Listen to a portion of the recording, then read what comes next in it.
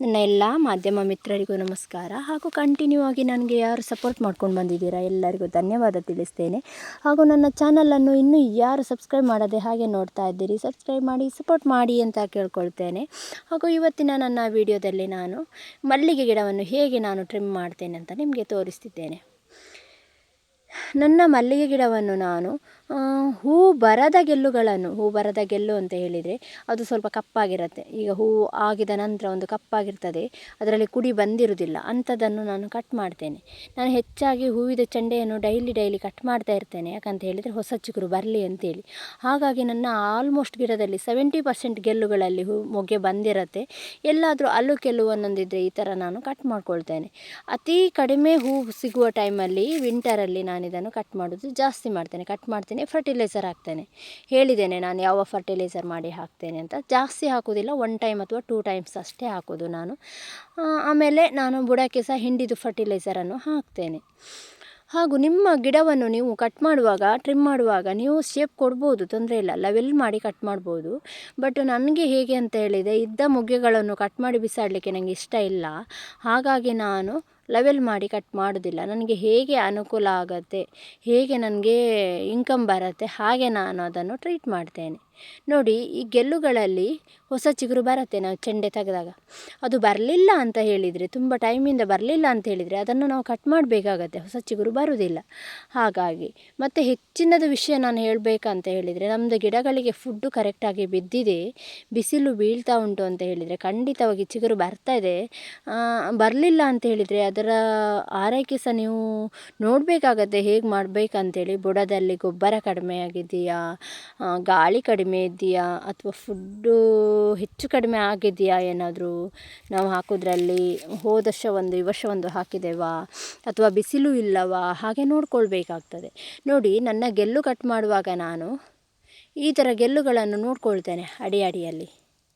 ಆಮೇಲೆ ನಾನು ಕಟ್ ಮಾಡ್ತೇನೆ. ಪ್ರತಿಯೊಂದು ಗೆಲ್ಲುಗಳಲ್ಲಿ ಕಪ್ಪಾಗಿದೆ ನೋಡಿ, ನಾನು ಕಟ್ ಮಾಡ್ತಾ ಇರೋ ಗೆಲ್ಲುಗಳಲ್ಲಿ ಕಪ್ಪಾಗಿದೆ ನೋಡಿ, ಅದನ್ನು ನೋಡಿಬಿಟ್ಟು ನಾನು ಕಟ್ ಮಾಡ್ತೇನೆ. ಆ್ಯಕ್ಚುಲಿ ನನಗೆ ಕಟ್ ಮಾಡುವಂಥ ಅವಶ್ಯಕತೆ ಇಲ್ಲ. ಇದು 1 ವಾರ ಲೇಟ್ ಆದರೂ ಕೂಡ ಹೊಸ ಚಿಗುರು ಬರ್ತದೆ.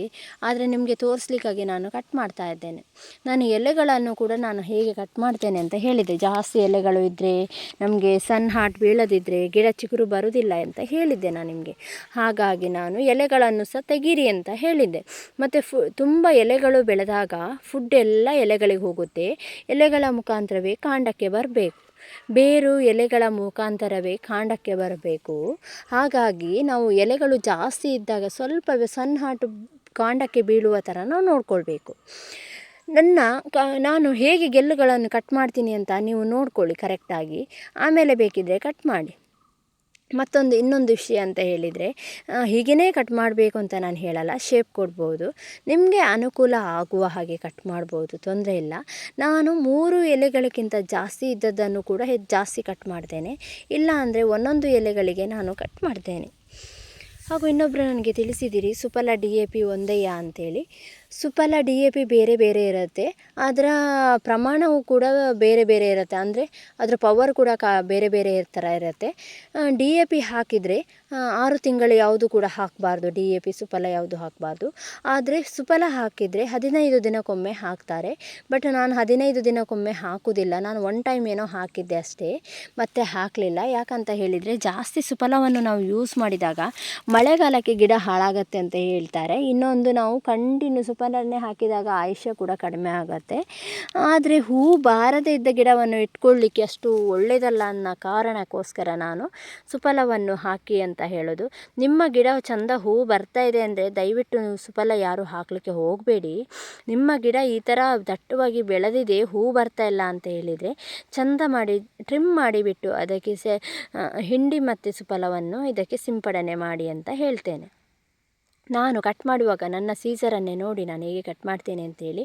ಬಟ್ ನಾನು ಅದನ್ನೇ ಹೇಳಲಿಕ್ಕೆ ಆಗೋದಿಲ್ಲ. ಯಾಕಂತ ಹೇಳಿದರೆ ಅದನ್ನೇ ಹೇಳ್ತಾ ಇದ್ದರೆ ಕೇಳೋರಿಗೆ ಸಹ ಬೋರ್ ಆಗ್ತದಲ್ಲ. ಹಾಗಾಗಿ ಅದರ ಜೊತೆಯಲ್ಲಿ ಇನ್ನೊಂದು ಮಾಹಿತಿ ಕೂಡ ಕೊಡಲಿಕ್ಕೆ ಆಗ್ತದಲ್ಲ, ಹಾಗೆ ಬೇರೆ ಬೇರೆ ಹೇಳ್ತಾ ಇರ್ತೇನೆ ನಾನು. ಹಾಗಾಗಿ ನನ್ನ ಗಿಡದಲ್ಲಿ ಆಲ್ಮೋಸ್ಟ್ ಎಲ್ಲ ಕುಡಿಗಳು ಕೂಡ ಬಂದಿದೆ. ಒಂದು 70% ಕುಡಿ ಬರ್ತದೆ. ಯಾಕಂತ ಹೇಳಿದರೆ ನಾನು ಫುಡ್ಡು ಕಂಟಿನ್ಯೂ ಆಗಿ ಹಾಕ್ತಾ ಇದ್ದೇನೆ ಅದಕ್ಕೆ. ಹಾಗಾಗಿ ಕಟ್ ಮಾಡುವ ಅವಶ್ಯಕತೆ ಇಲ್ಲ. ವೀಕ್ಷಕರಿಗಾಗಿ ನಾನಿವತ್ತು ಕಟ್ ಮಾಡಿ ತೋರಿಸ್ತಾ ಇದ್ದೇನೆ. ಒಂದು ನಾವು ನಮ್ಮ ಗಿಡದಲ್ಲಿ ಒಂದು 80% ಹೂ ಬರ್ತಾ ಇದೆ ಗೆಲ್ಲುಗಳಲ್ಲಿ, ಒಂದು 20% ಬರಲಿಲ್ಲ ಅಂದರೆ ಅದನ್ನು ಚಿಂತೆ ಮಾಡಬೇಕಂತಿಲ್ಲ. ಆಲ್ಮೋಸ್ಟ್ ಎಲ್ಲರ ಗಿಡದಲ್ಲಿ ಸಹ ಇದು ಪ್ರಾಬ್ಲಮ್ ಇರ್ತದೆ. ಹಾಗೂ ನನಗೆ ಸುಫಲವನ್ನು ಎಲ್ಲಿ ಆನ್ಲೈನಲ್ಲಿ ಸಿಗ್ತದಾ ಅಂತ ಕೇಳಿದ್ದೀರಿ.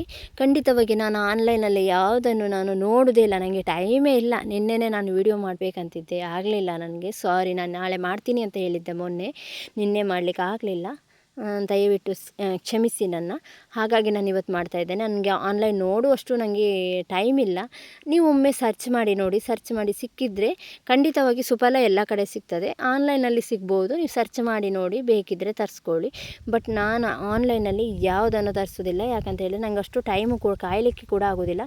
ನನಗೆ ಇಮ್ಮಿಡಿಯೇಟ್ಲಿ ಬೇಕಂತ ಹೇಳಿದರೆ ಬೇಕೇ, ನಾನು ಹಾಗೆ ತಗೊಳ್ತೇನೆ. ಮತ್ತು ಇನ್ನೊಬ್ಬರು ನನಗೆ ಹೇಳಿದ್ದೀರಿ, ನನ್ನ ಮಲ್ಲಿಗೆ ಗಿಡದ ಎಲೆಗಳು ಉದುರ್ತಾ ಇದೆ ಅಂತೇಳಿ. ಒಂದು ಫುಡ್ಡು ಕಡಿಮೆಯಾಗಿ ಸಹ ಉದುರ್ತದೆ, ಇನ್ನೊಂದು ನೀರು ಜಾಸ್ತಿಯಾಗಿ ಕೂಡ ಉದುರ್ತದೆ, ಮತ್ತು ಹುಳಗಳ ಸಮಸ್ಯೆಯಿಂದ ಕೂಡ ಉದುರ್ತದೆ. ಕೀಟಗಳು ಅತಿಯಾಗಿ ಎಲೆಗಳ ಮೇಲೆ ಕೂತಾಗ ಅದರ ಎಲ್ಲ ರಸವನ್ನು ಹೀರಿಬಿಟ್ಟು ಬೇಗ ಎಲೆಗಳು ಒಣಗುವ ಸಾಧ್ಯತೆ ಇರುತ್ತೆ. ಎಲೆಗಳು ಮಾತ್ರ ಅಲ್ಲ, ಕಾಂಡಗಳು ಕೂಡ ಒಣಗುವ ಸಾಧ್ಯತೆ ಇರ್ತದೆ. ಅಲ್ಲಿ ಮಿಡ್ಲಲ್ಲಿ ಗೆಲ್ಲುಗಳು ಕಪ್ಪಾಗಿ ಅಲ್ಲೇ ಕಟ್ಟಾಗುವ ಒಂದು ವಿಡಿಯೋವನ್ನು ನಾನು ಮೊನ್ನೆ ಅಪ್ಲೋಡ್ ಮಾಡಿದ್ದೆ. ಅದು ಕೂಡ ಕೀಟಗಳಿಂದನೇ ಆಗ್ತಾ ಇರೋದು. ಹಾಗಾಗಿ ನಾನು ನಿಮಗೆ ಹೇಳ್ತೇನೆ, ಆ ಥರ ಪ್ರಾಬ್ಲಮ್ಸ್ ಇದ್ದರೆ ನೀವು ಆ ಎಲೆಗಳನ್ನು ಫರ್ಟಿಲೈಸರ್ ಶಾಪಿಗೆ ತಗೊಂಡು ಹೋಗಿಬಿಟ್ಟು ಅಲ್ಲಿಂದ ನೀವು ಮದ್ದನ್ನು ತರೋದು ಸೂಕ್ತ ಅಂತ ನಾನು ಹೇಳ್ತೇನೆ. ಹಾಗೆ ಎಲೆಗಳು ಉದುರಿದ ಎಲೆಗಳು ಹೊಸ ಚಿಗುರು ಹೇಗೆ ಬಂದಿದೆ ಅಂತ ನೋಡಬೇಕು. ಹಸಿರಾಗಿ ಬಂದಿದ, ಹಳದಿಯಾಗಿ ಬಂದಿದ, ಅಥವಾ ಒಂಥರ ಪೊಟ್ಟು ಚಿಕ್ಕ ಚಿಕ್ಕ ಹೂವು ಬಂದಿದ, ಹಾಗೆ ನೋಡಬೇಕು. ಹಸಿರಾಗಿ ಒಂದು ದಷ್ಟಪುಷ್ಟವಾಗಿ ಬಂದರೆ, ಅಂದರೆ ಒಂದು ಹೆಲ್ದಿಯಾಗಿ ಬಂದರೆ ಅದಕ್ಕೆ ಯಾವುದೇ ಪ್ರಾಬ್ಲಮ್ ಇಲ್ಲ ಅಂಥೇಳಿ. ಒಂದು ಸ್ವಲ್ಪ ಹಳದಿ ಕಲರ್ ಆಗಿ ಚಿಕ್ಕ ಕುಡಿಗಳು ಬಂದರೆ, ಆ ಥರ ಎಲ್ಲ ಆದರೆ ನೀವು ಅದಕ್ಕೆ ಮದ್ದು ಸಿಂಪಡಣೆ ಮಾಡಬೇಕಾಗತ್ತೆ.